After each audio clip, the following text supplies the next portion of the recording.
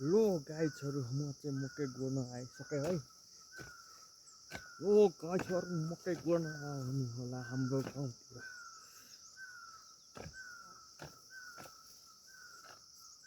म चाहिँ भट्की भट मकै गोड्न आइसकेँ एक्लै।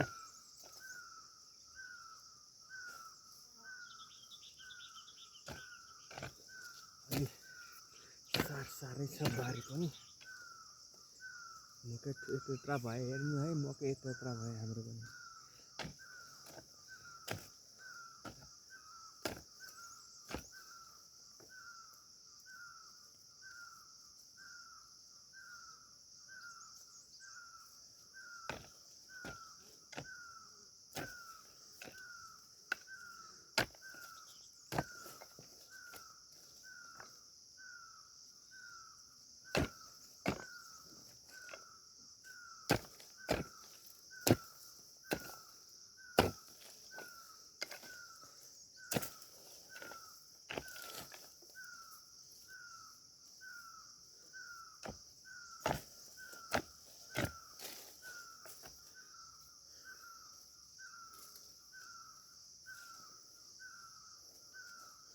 हाम्रो चाहिँ मकै यसरी गोडिन्छ है।